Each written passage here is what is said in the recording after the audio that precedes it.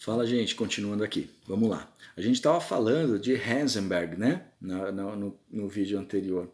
Ainda continuando falando dele, o Heisenberg ele fala assim, ó, que o fator salário de uma motivação, porque a gente estava tentando entender como que eu posso motivar uma pessoa a continuar trabalhando na minha empresa, a se manter leal, né? E a gente parte da premissa que assim, salário, né? Só que o Heisenberg, ele faz na teoria dele, ele coloca uma questão interessante. Ele fala que o fator salário, da qual recai a disciplina de vocês, é muito complexo, tá certo? Esse fator salário está relacionado com as necessidades e desejos humanos.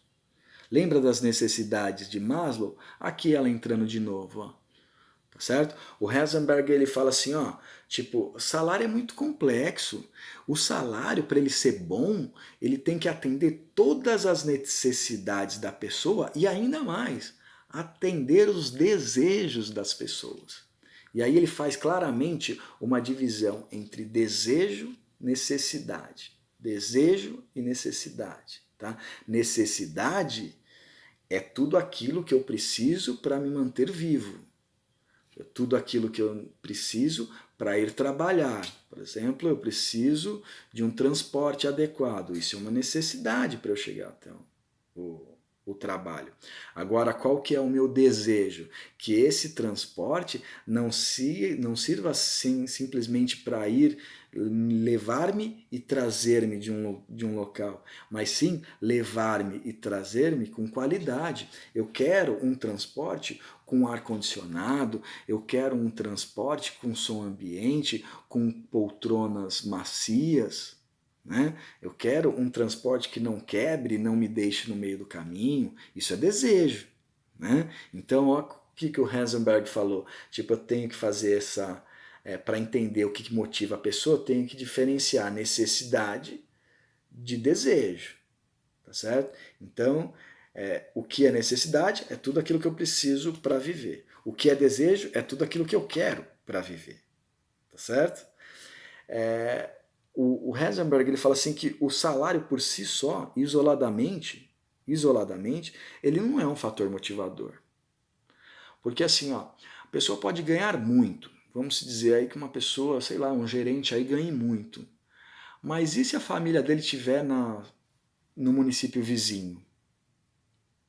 E aí ele não tem as condições de trabalho apropriado. E se ele tiver com um filho recém-nascido, por exemplo, que requer um pouco mais de cuidado?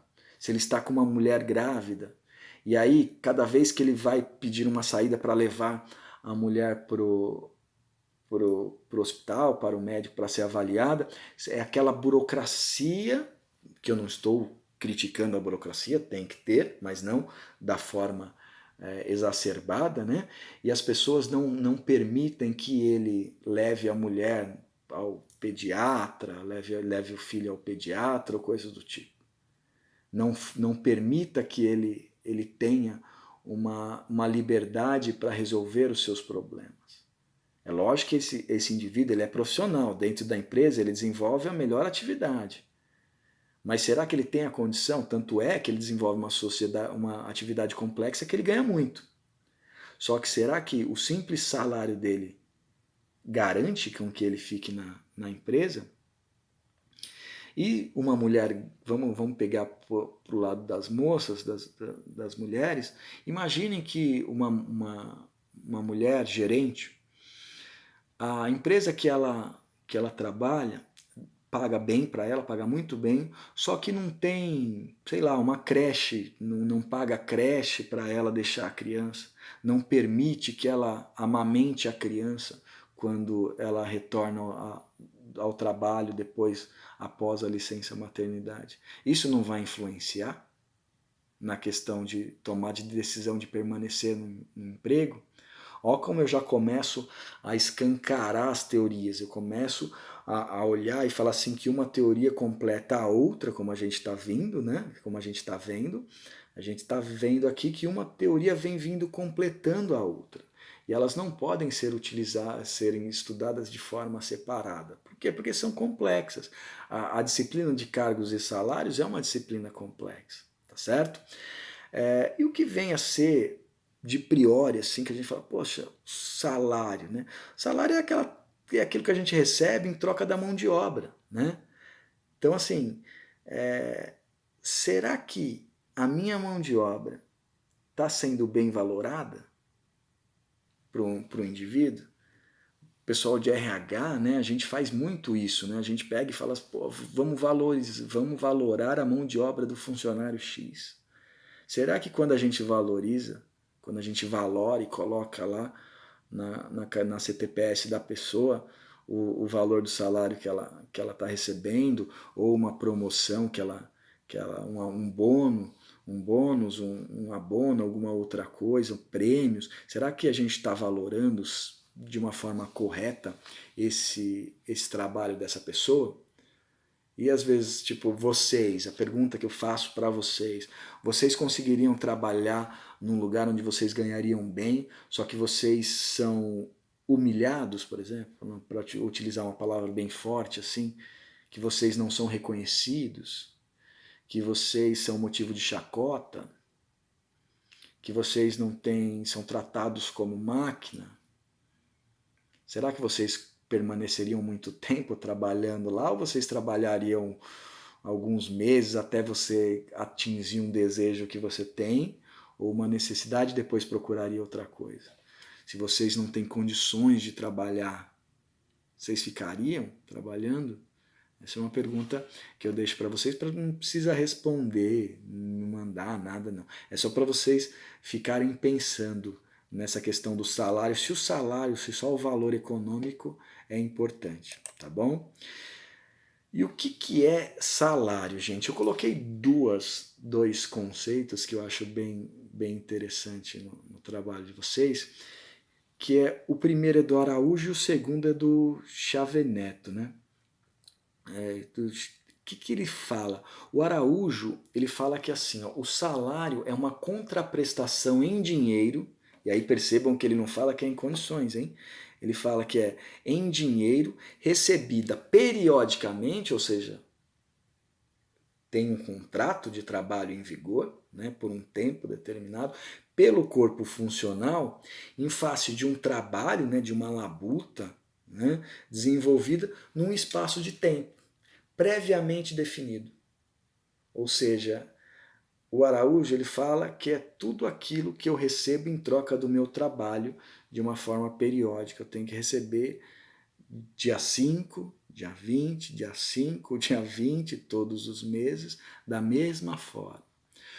O Chiavenato, eu acho que ele é mais complexo, né, na sua definição, e ele fala que salário é uma contraprestação pelo trabalho de uma pessoa na organização. Até aí, tranquilo, né? É o que a gente pensaria mesmo quando a gente fala de salário. Tá? É uma troca de dinheiro, elemento simbólico e cabível. Por que ele fala que é um elemento simbólico? Porque o dinheiro simboliza para a sociedade um determinado elemento. Às vezes o dinheiro é poder para uma determinada sociedade. Então, por isso que ele fala que é um elemento simbólico e cabível. Cabível para quem? Cabível para a empresa. Né? Cabível para a empresa. Lembra que eu falei nos primeiros vídeos? Eu não posso pagar nem muito, nem menos. Eu tenho que acompanhar o mercado e manter a pessoa satisfeita. É aqui, ó, tem que ser cabível. A pessoa que trabalha, que empenha parte de si mesma, tá? De seu esforço, de sua vida, comprometendo-se a uma atividade cotidiana, e a um padrão de desenvolvimento na organização. Olha essa última parte, gente, que está no material de vocês, que está falando assim, que é de seu esforço de vida. Por que o Chiavenato ele faz isso? Ele verifica a pessoa como pessoa, né? Ou seja, se eu estou trabalhando, logo eu não estou me divertindo, né? Pelo trabalho. Né? Agora, se eu estou empregado, aí sim, né? Agora, trabalho é diferente de emprego, né? Por isso que eu falei, tá certo? Então, assim, se eu estou na empresa, logo eu não estou com a minha família. Logo eu não estou me divertindo. Logo eu não estou com os meus amigos. Então, olha o que eu tenho que valorar para colocar o valor na CTPS da pessoa.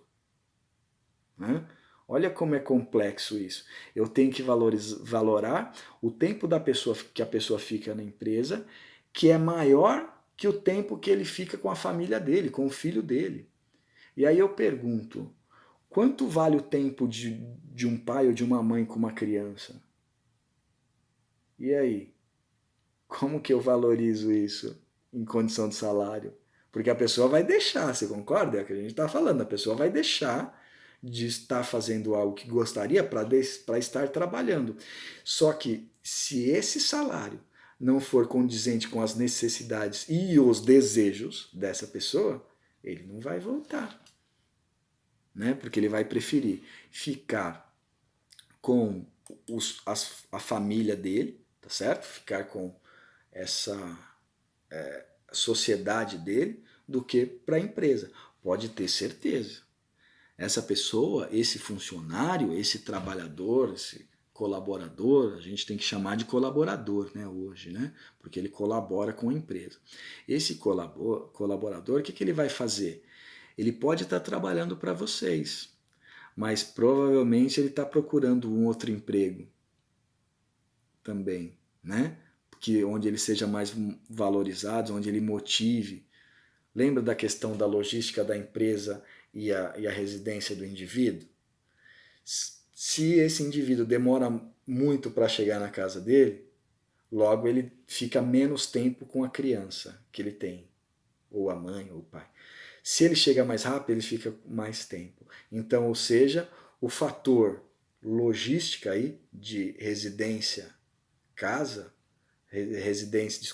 residência empresa, pode ser levado no plano de cargos e salários. Por exemplo, de que forma, professor, que eu faço isso? De que forma que eu vou fazer a pessoa continuar trabalhando na minha empresa, sendo que a pessoa mora longe, por exemplo? Se é uma questão de logística, eu posso colocar assim, como o seu trabalho é complexo, nós disponibilizamos um carro da empresa para você ir para sua casa, para você chegar mais rápido e coisas do tipo. Aí você fica mais tempo com a sua família. Olha que legal. A pessoa vai se sentir valorizada. A pessoa vai querer continuar ficando na empresa, vai continuar motivada para ficar trabalhando lá. A pessoa, tô falando de pessoa, né? A pessoa, o funcionário vai olhar e vai falar assim, poxa, tem um carro que eu posso ir para casa, eu chego mais cedo em casa, chegando mais cedo eu fico mais cedo com o meu filho. Olha que interessante. Então eu posso colocar isso aonde? No meu planejamento de cargos e salários. Eu posso explicar para a pessoa que os gerentes têm um veículo próprio destinado a eles da empresa, a empresa disponibiliza o veículo para eles, certo? Né? Então assim, a gente já começa a verificar a questão de como eu vou montando, como eu vou emoldurando o trabalho de vocês, né? Criação de um plano de carreira e de salários dentro da empresa. Eu verifico isso, tá? No próximo vídeo, a gente vai falar sobre categorias de salários. A gente ainda volta com esse assunto de salário.